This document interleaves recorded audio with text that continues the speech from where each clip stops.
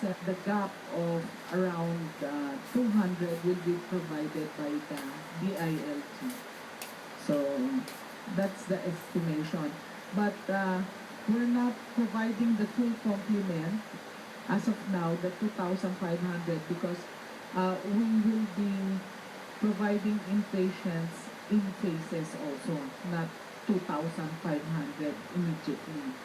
So as of now, we have a total of around an estimated 600 staff. So that would probably suffice for about 2,000 beds. Because the women facility will be coming later, around 500 beds. Secretary, good afternoon. There's another question with regards to the staff, the training. There is a continuous training. And in fact, we have a specialty, specialization of addiction medicine specialist, and also mental health, and mostly psychiatrists. There are also health workers, nurses, and health workers, psychologists, who support this program. Remember, there was an existing program even before this surge of these surrenderers. This only means that there was an existing program of your Department of Health. It's just that the numbers increased, multiplied. So we have to cope up with the present situation. Secretary, good afternoon. Ma'am, just a quick clarification. We just wanted to get our facts straight. In your opening statement, you said that the project began in 2006. Is that right? The project began in 2006. What happened between 2006 and 2016? Ano yun? Ay, Ano again? Ma'am, I heard. I think you started by saying that the project began in 2006. If I'm not 16. mistaken. 2016. July 2016. So the project really began only this year. Months ago. Okay. You mentioned that there are 2 other mega treatments that will be built in the zone, one in Visayas and one in Mindanao. Will the Chinese government or any Chinese businessman be also involved in the construction of these sites? Is this going to be part of the President's agenda or objective when he visits Beijing this month? Will he actively seek financial assistance or support from the Chinese government in his... Actually, as we speak, there are a lot of donors coming forward. But we cannot announce the names as of now because the donations have not been finalized.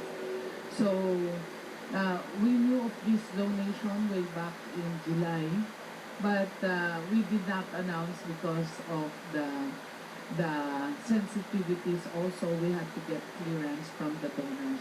But as of now, we have a lot of donors. I will not specifically mention any particular donor, but we have a lot of donors for the other treatment and rehab centers. Are these Chinese donors? Some of them are Chinese, some of them are local Filipino businessmen and philanthropists. Ma'am, can you give us an idea as far as the drug campaign is concerned, and the President has said that there's a huge requirement as far as the building of rehabilitation centers. When he visits Beijing next month, is this one of the things that the President will do? The President is visiting Beijing after his visit to Brunei, Jerusalem. So that's around October, not next month. Sorry. October 21, 22, that thereabouts. And of course, we expect the President to also meet a lot of Chinese businessmen, and we don't know if part of the agenda will be to request them to donate for treatment and rehab centers, but I'm sure the President has a lot of support from not only China but other countries. In fact, I mentioned right now that we're also eyeing donation from the Japanese government for a treatment and rehab center. And I'd like to also announce, because of the overwhelming support to the President, that even the World Health Organization has identified an addiction specialist to be hired by them to work with us in this addressing the training needs and the operationalization of the mega treatment and rehab center. So there's an expert coming in very soon. He's already in the country. We have already a trainee in Tagaytay together with this specialist, Dr. Peter. And he's a specialist in with regards to addiction medicine. Very appropriate and the modern management of drug addiction specialist.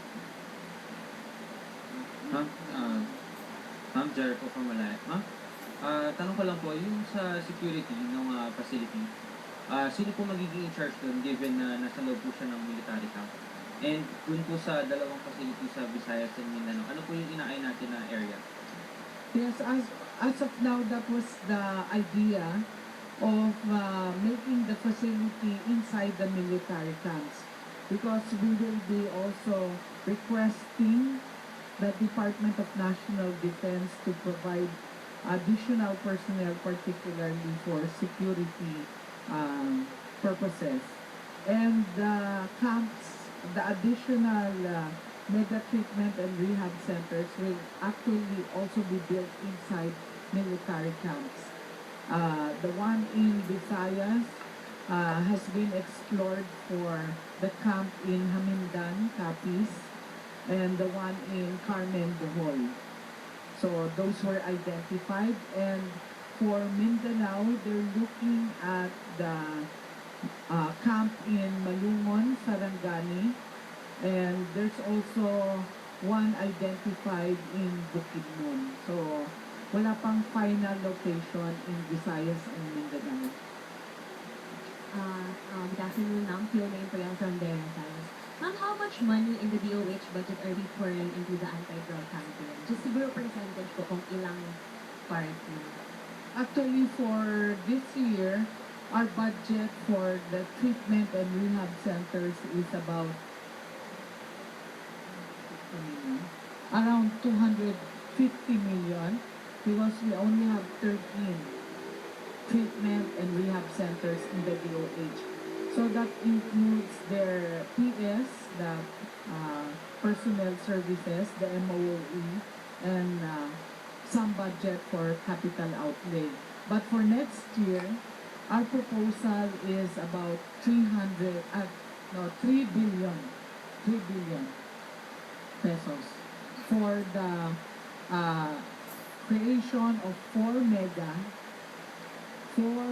regional treatment and rehab centers. So that's about 8 new facilities, and upgrading of the existing 13 treatment and rehab facilities.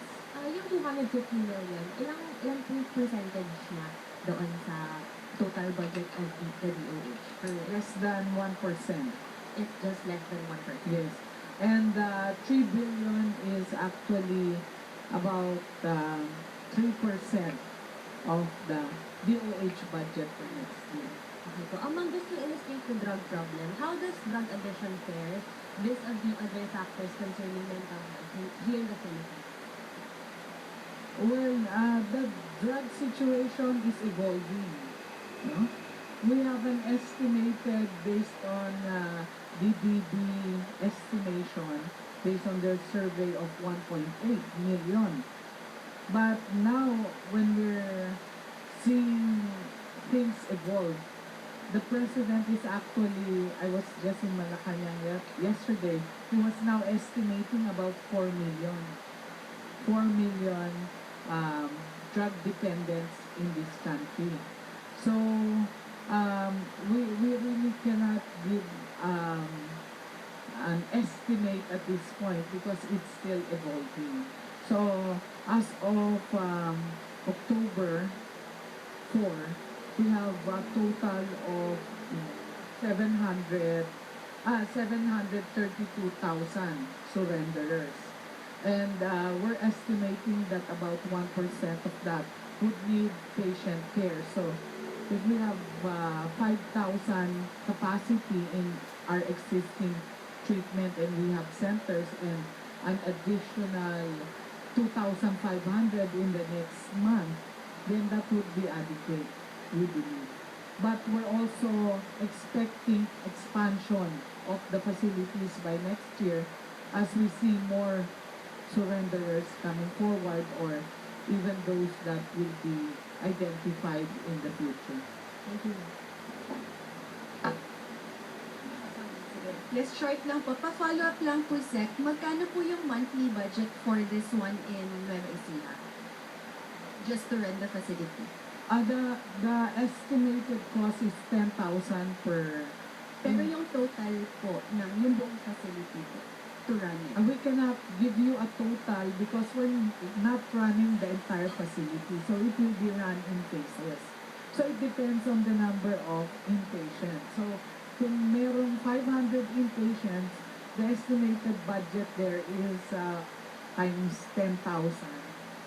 So ilan? 5 million. Na-identify na po ba yung 2,500 na papasok aside from yung na-mention po ninyo sa Bikutan?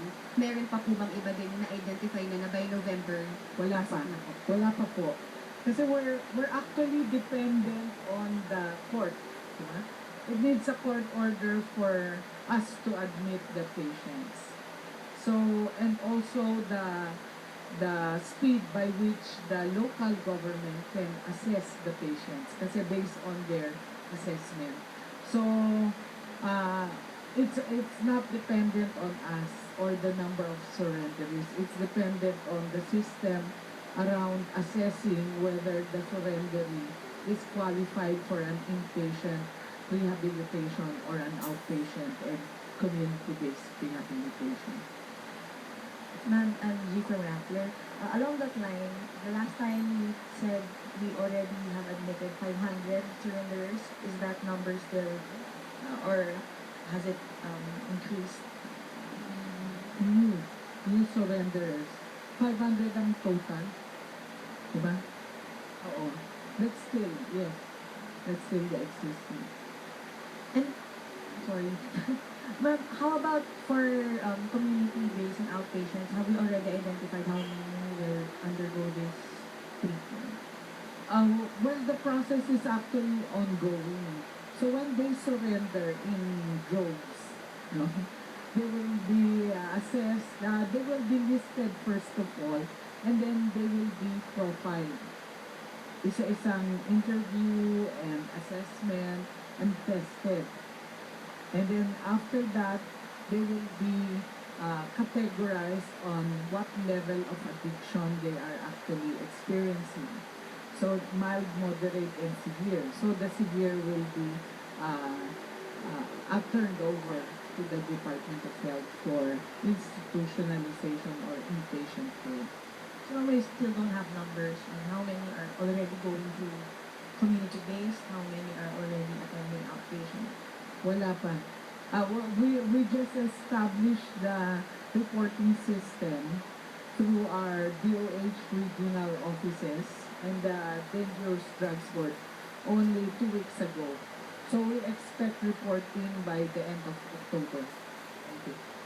Side, sorry ma'am, on the medical side of things, we've heard the president say more than once that someone who's been using shabu for a year, he says that it shrinks the brain.